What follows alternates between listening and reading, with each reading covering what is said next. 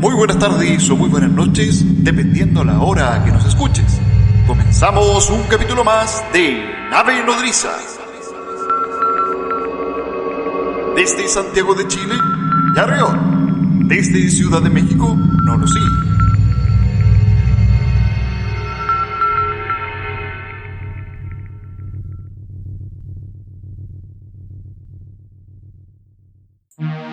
Muy buenas tardes o muy buenas noches, queridos amigos, queridos podcast escuchas que se están integrando a este nuevo capítulo de Nave Nodriza.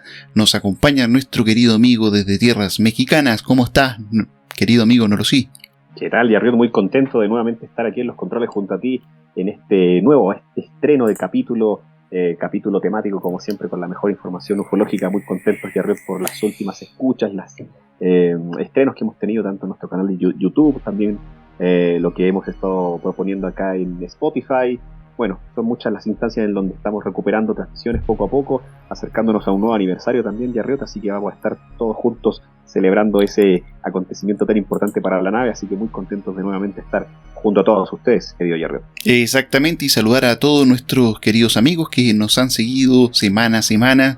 Tuvimos muy buena aceptación del capítulo de el Roswell mexicano, así que muy agradecidos de todas aquellas personas que se han integrado a nuestra señal. Recuerden, chicos, seguirnos, ¿cierto? Quienes nos vean en nuestros videos, quienes compartan, seguirnos a través de YouTube, seguirnos a través de Spotify, seguirnos también a través de nuestras redes sociales como Twitter, también Instagram. La idea es ir armando esta comunidad. Nos queda poco para llegar a los 1000 suscriptores en YouTube, así que la meta es que aquí al menos a fin de mes logremos terminar esos 1000 suscriptores. Así están todos invitados. Mi querido Nolosí, para el día de hoy tenemos programa.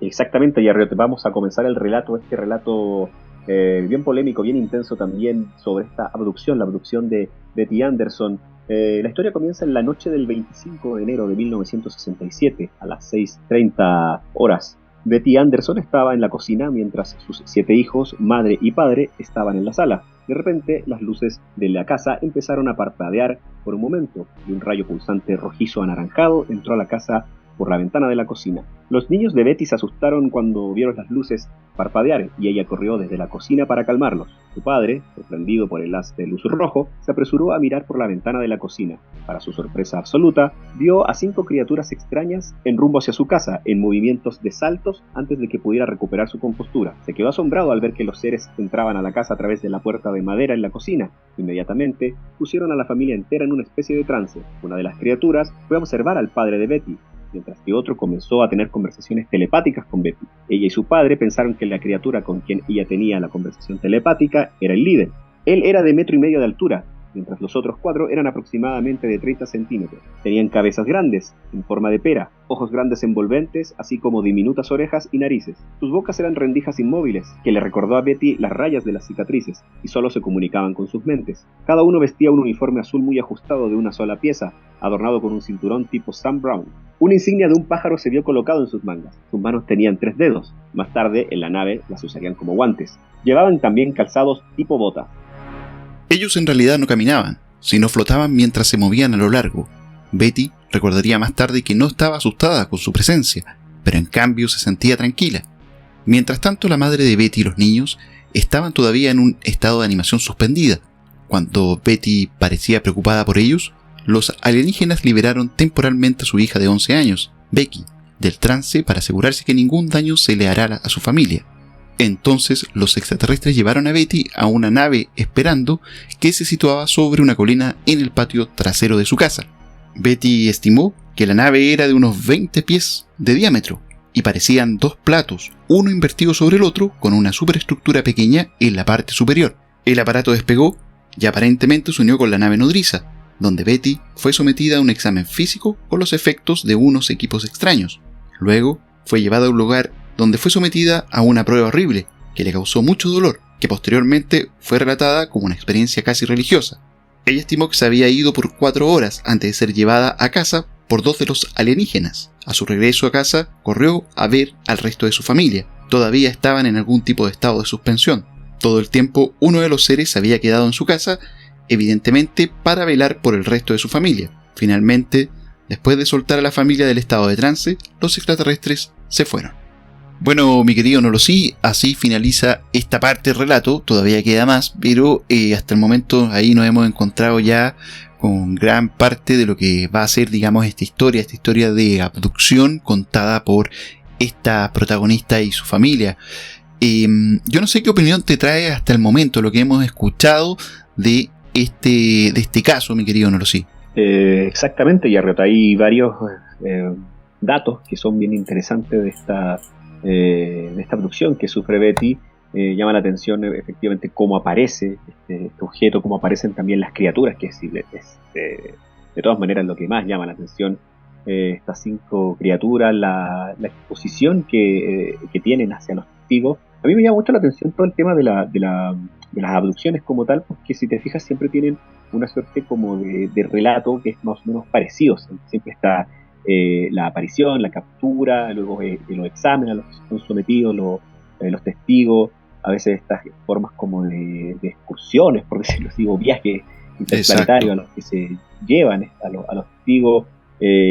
Son sometidos a estas pruebas que incluso a Betty la narra como una abducción tipo Travis Walton, una abducción que es una experiencia bastante traumática por lo que cuenta Betty en esta parte del relato, y luego siempre terminan con estos regresos, como vuelve a la escena original, en este caso a su hogar, y con estas consecuencias que ya veremos más adelante, que tienen que ver con fenómenos de hipnosis para poder desatar de alguna manera el nudo de lo que implica la experiencia de abducción como tal.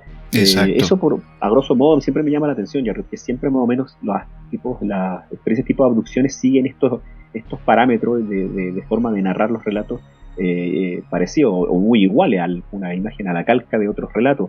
No le quito importancia, no le quito veracidad al relato como tal. O sea, la riqueza del relato es bastante interesante, cómo este objeto menor incluso se puede como aliar de alguna manera a esta otra nave, a esta nave nodriza, justamente como mencionas tú en el relato. Exacto. Y bueno, siempre mencionar que las abducciones de Yarriot, estudiados por grandes investigadores, ufólogos, está el caso de John Mack, de Bob Hopkins, que narran siempre que las abducciones son finalmente una experiencia que también tiene que ver con lo subjetivo de la misma. Exacto. Es vivida de una manera, primero que es como bastante alucinante desde el punto de vista de los detalles, ¿no? Esta misma situación que le ocurre a Betty cuando vuelve y encuentra a toda su familia en esta forma de trance. Ese es un dato que yo al menos no había escuchado tanto, o creo no haber escuchado, no digo que no exista, pero en otro tipo de relatos, que toda la familia se mantuvo como en un estado de trance. Claro. Exacto. Pero, por otro lado, me gustaría enriquecer un poco lo que estamos acá conversando, mi querido Nolosí, porque, de partida está el tema de las pruebas físicas, que es un común denominador de muchas otras historias que hemos ya escuchado, hemos leído y también hemos relatado acá en Nave Nodriza. También está el tema de los mensajes telepáticos. Mensajes telepáticos que al menos estuve yo averiguando un poco en cuanto a este tema, y se hablaba de que, al menos en este caso, el caso de Becky Anderson, había mucho de se hablaba mucho de ciertas transmisión de mensajes medios catastróficos para lo que iba a ser la humanidad. ¿Ya? Eso al menos, digamos, para complementar un poquito esta historia. Tienes razón, o sea, ese punto de ese estado de suspensión, por así llamarlo, yo tampoco lo he escuchado en otros lados, pero sí, digamos, el tema de, los mensajes telepáticos, la sensación de paz y amistad que supuestamente estos seres en alguna instancia ella siente. ¿Ya? Más adelante, ahí también vamos a tener alguna información con respecto a un cambio en el relato que también, o cambio de a lo mejor del tono de este relato que de alguna forma nos presenta, digamos, Becky. Por otra parte está también el tema se habla también del tema de lo que fue estos exámenes físicos que hablaban también de ciertos temas religiosos, ya que esto, al menos al parecer en una primera instancia, se habla de estos temas de exámenes que son bastante dolorosos, que tienen un cariz bastante, entre comillas, científico, pero que después, a medida que avanza el relato o a medida que avanza el tiempo, ella le va a dar una dimensión un poco más religiosa. Por ende, hay también una cierta contaminación con respecto a esta experiencia que también se va a ir dilucidando a medida que vayamos avanzando en esta historia. Por otra parte, mi querido Nolosí, también está el tema de ciertos aspectos que se van a ir contradiciendo a medida que va avanzando este tema, y aspectos que de alguna manera también hemos tratado en otros casos de abducciones. Por ejemplo, se habla también de cierto desarrollo de habilidades psíquicas por parte de Becky una vez que tuvo este contacto y que después de mucho tiempo lo empieza a desarrollar. Por ende, hasta cierto punto podríamos hablar de ciertos tópicos que se van repitiendo en estos casos de abducciones, más allá que después, pasado mucho tiempo, se vayan de alguna forma contaminando y a lo mejor cambiando. O sea, acá nos pasó también con el tema del Cabo Valdez. O sea, y hay un componente ahí que también hace, que más adelante voy a mencionar, y que tiene que ver con la presencia de un investigador, Raymond Fowler. Él investiga, se va a mencionar después este caso, y de alguna manera va a orientar a la protagonista a que su relato vaya enfocado a temática un poquito más religiosa, pero eso lo vamos a ir viendo, digamos, después a medida que vayamos viendo y vayamos avanzando este relato, ¿ya? Y también aspectos que tienen que ver con este tema.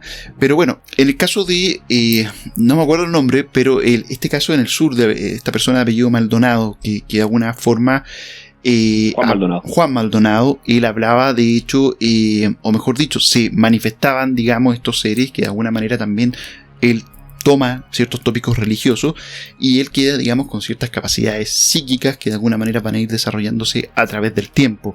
Eso se hace muy coincidente con este caso, mi querido Nolosí.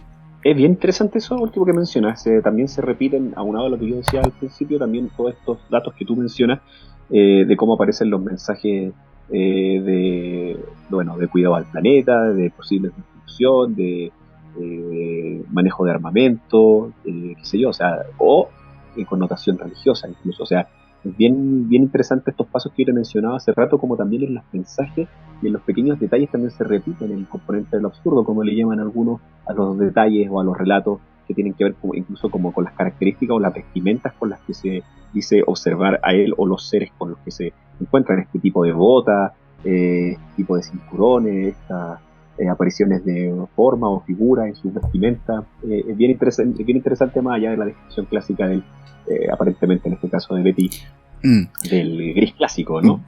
Buen punto el que tú tocas con respecto a este tema, porque al menos con respecto a las vestimentas hay ciertas, no sé si incoherencias, pero sí, digamos, como concordancia con respecto a la lógica de cómo estaba vestido el ser, porque recuerda que parte del relato, de esta primera parte del relato, se habla de que los seres flotaban, pero sin embargo se hace mención de cierto tipo de botas que de alguna manera tenían un peso y estaban ligados al tema de viajes espaciales, botas que son de alguna manera bastante pesadas, obviamente para dar un poquito de estabilidad al astronauta en este caso. Tenían las mismas formas estos seres, las fotos de estos seres, y que sin embargo cuando se hablaba de que estaban flotando, ¿cierto? Pierde totalmente la lógica o el grado de utilidad de la descripción de lo que era la bota propiamente tal, ¿ya? Me gustaría complementar también otro dato, mi querido Nolosí, con respecto a estos temas de los mensajes telepáticos. En estos mensajes telepáticos que de alguna manera se van a ver contaminados. Se habla, como bien dices tú, de hechos catastróficos o temáticas relacionadas con el tema de ecológico, por así llamarlo, pero también se hablan de mensajes religiosos ligados a la figura puntualmente de Jesucristo, ¿ya? O sea, ahí cambia totalmente, y creo que no existe, digamos, otro bueno, sí, creo que el caso de Claudio Pastén de alguna manera se mete, digamos, la religión católica o cristiana, por decirlo, en este relato, y dicen 2 puntos, lo voy a leer acá. Dice: los seres comunican telepáticamente su devoción por Jesús y que él iba a volver pronto. O sea, estamos hablando ya derechamente acá de es un mensaje, pero totalmente religioso. Exacto. Pero acá ocurre un hecho puntual y que llama particularmente la atención, porque este investigador, ¿cierto? Raymond Fowler, que era un investigador bastante amateur, ¿cierto? Esta chica se contacta con él luego de leer una revista bastante sensacionalista con respecto al fenómeno OVNI, en donde ella envía una carta a este grupo de investigadores que van a ser, que los vamos a relatar más adelante, en donde se encontraba esta persona. este investigador se convence, ¿cierto?, de que ella había tenido efectivamente un encuentro extraterrestre, pero sin embargo a medida que avanza el tiempo, o a medida que él se profundiza en la historia y va conociendo a Becky, de alguna manera le va dando este tinte un poco más religioso, por así decirlo. Está además de decir que este caso es uno de los casos que de alguna manera igual habla ya más de relleno, más de lleno con respecto a este tema religioso, o sea, habla, digamos, de una segunda venida de Jesucristo, que más allá de las creencias, el tema ovni rara vez o nunca tan claramente se ve reflejado, digamos, este tema. Yo creo que concepto que sería bueno seguir adentrándonos, digamos, en el relato, ¿cierto? En la última parte, para seguir, digamos, conversando a continuación con respecto, digamos, a lo que se nos viene y lo que el posterior análisis del mismo. Así que, mi querido Enlosí, yo te doy la palabra. Para continuar con esta parte del relato, antes de irse, Betty habría sido hipnotizada y le dijeron que no revelara los detalles de su experiencia hasta un tiempo designado que determinaría posteriormente. Sin embargo, ella olvidó temporalmente algunos detalles de su abducción. Algunas cosas ella era capaz de recordarse. Recordó, por ejemplo, la interrupción eléctrica, el haz de luz rojo entrando por la ventana y los alienígenas entrando en la casa.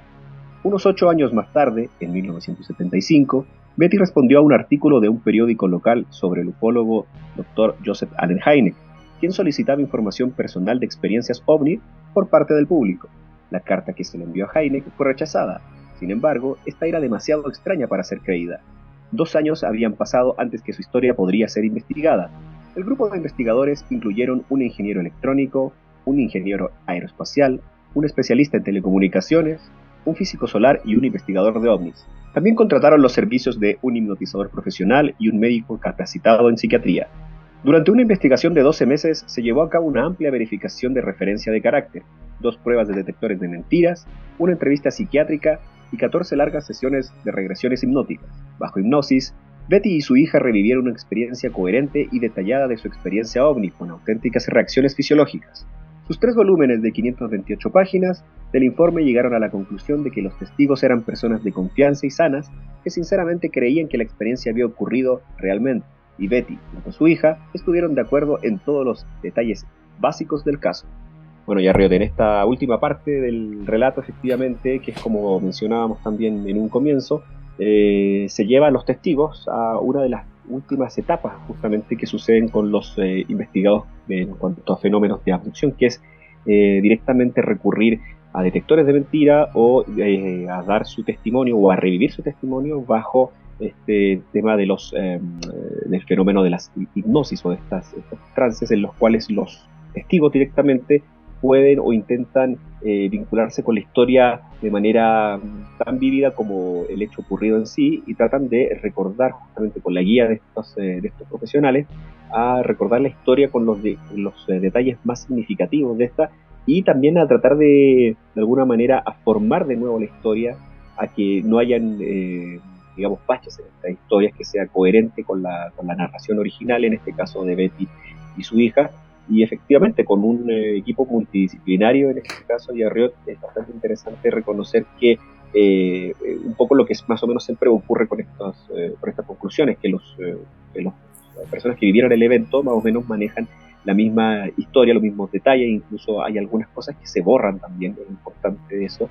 Es bien polémico también eso, porque yo he escuchado ya que hay ocasiones en que también hay una falsa memoria, que después de determinado tiempo se deja pasar mucho tiempo también debido al impacto que tuvo la historia o el suceso mismo en cuanto a los involucrados.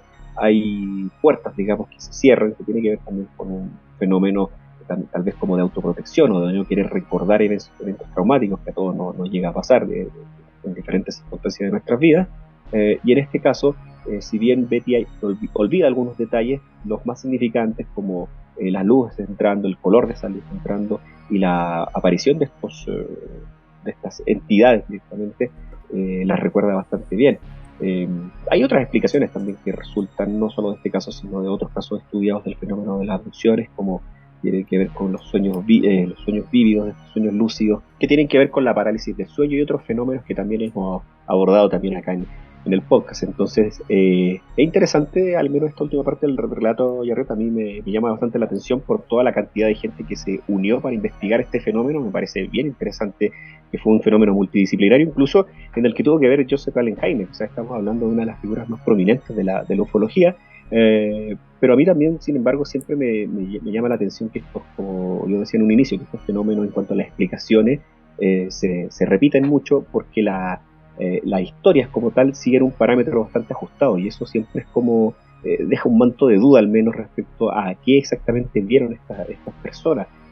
También tiene que ver con la manera de codificar el fenómeno. Vaya a saber uno por qué se va repitiendo este tipo de explicaciones, por ejemplo religiosas o angelicales, muchas veces que se le dan a este tipo de visualizaciones, porque tal vez es la única forma en la que tenemos que podemos decodificar lo que estamos viendo o lo que estamos presenciando, algo que se nos asemeje a algún conocimiento previo. O sea, todas estas teorías de la hipótesis psicosocial justamente apuntan a ese tipo de situaciones donde todas las explicaciones o toda la forma de presentarse el fenómeno en cuanto a la decodificación y a cómo lo presenciamos o cómo lo presenció Betty en este caso, tiene que ver con un conocimiento previo también.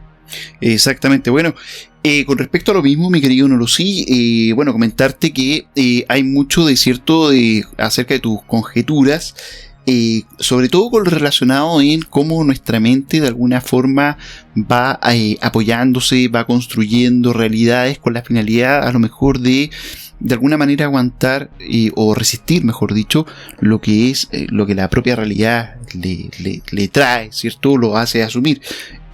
Dentro de, se puede decir como de las críticas que se le hace a este caso, primero tiene que ver con la figura de este grupo ufológico que aparece, ¿ya? Fue un grupo ufológico que, por cierto, estaba muy completo, pero la figura que anteriormente yo también había comentado antes de seguir el relato, que era de Raymond Fowler, que él de hecho hasta escribió un libro con respecto a este caso, y es la persona que de alguna manera lleva a este proceso, lo lleva a un tema como un poco más religioso. Eso apoyado también con temáticas que de alguna manera la propia padeciente, o mejor dicho, la producía, ¿cierto? Becky, en ese tiempo, y es un tema que no se comenta mucho y que tiene que ver con que al parecer ella estaba pasando por un fuerte proceso de duelo. Esto luego de un divorcio y luego de la muerte de 2 de sus hijos en un accidente automovilístico, lo cual de alguna manera aporta un ingrediente extra a lo que tiene que ver con este caso, en cómo de alguna forma la mente de esta mujer, ¿cierto?, estaría bastante susceptible, por decirlo de alguna manera. No estoy diciendo que todos los casos de alguna forma tengan que ver con algún grado de problemas como a lo mejor el que esta propia mujer estaba viviendo, pero sin embargo igual es un antecedente a considerar, sobre todo cuando estamos ante ciertos fenómenos de abducción. Sin embargo, quitando a lo mejor todos estos elementos y solamente guiándonos con el relato, nos vamos a dar cuenta de que sigue un patrón bastante similar a otros casos que ya hemos estudiado en este programa y que de alguna manera también nuestros oyentes han escuchado en otros casos. El otro tema también está en donde la fisonomía de estos seres de alguna manera también cambia, en el sentido de que existen dibujos en donde los seres que dibujó Becky tenían en una primera instancia pupilas, pero luego de el estreno de Encuentros cercanos de tercer tipo, a medida que fue avanzando el relato, cambia los ojos de estos seres a no tener pupilas, sino que ya a tener totalmente oscuras, o sea, ya siendo un gris completamente por así llamarlo, legal, como la imagen del gris que todos conocemos el día de hoy. Sin embargo, un caso muy apasionante, muy entrañable. Hay muchos elementos que de alguna manera son muy originales propios de este caso, no solamente los aspectos religiosos que comentamos, sino que también aspectos que tienen que ver, por ejemplo, como este estado de este paréntesis en donde toda su familia se encontraba, como también el hecho de que ocurriera, digamos, en 1975 y haya sido también presentado a este gran ufólogo Joseph Allen Hynek. Un caso que sin duda alguna, mi querido Nolosí, deja bastantes interrogantes, un caso que también abre otras aristas y que de alguna manera también nos ayuda a entender también otros fenómenos y otras experiencias de abducción que también hemos estudiado en este programa. De todas maneras, Jerry, es un caso que pasa a engrosar esta larga lista de los fenómenos de las abducciones y que quisimos nuevamente, al menos en esta temática, compartir con ustedes en este nuevo capítulo. Así que bastante contentos de estar nuevamente con ustedes y haberles brindado esta nueva edición de Nave Nodriza, mi querido Jerry. Exactamente, mi querido Nolosí. Bueno, y por mi parte también aprovecho de despedirme de todos nuestros podcast escuchas que están atentos escuchando este programa. No se olviden darnos todo el apoyo a través de Instagram, Twitter, en nuestro canal de YouTube que queremos llegar. Tenemos todavía la meta de los 1000 suscriptores, así que por favor suscríbanse, inviten a sus amigos. Pronto van a venir nuevos en vivo, vamos a ocupar otras plataformas, vamos a estar ahí trabajando full y trayendo nuevas sorpresas. Así que nada, mi querido Nolosí, por mi parte yo me despido hasta un nuevo encuentro con nuestros queridos tripulantes. Así que por mi parte me despido, mi querido Nolosí. Exactamente, Jerry, me uno a tus palabras. Así que amigos, la invitación está hecha para que nos sigan acompañando y nos sigan apoyando en este camino, en este viaje de la nave nodriza. Será hasta una próxima oportunidad y recuerden que en nave nodriza no se afirma ni se niega, se investiga. Hasta la próxima.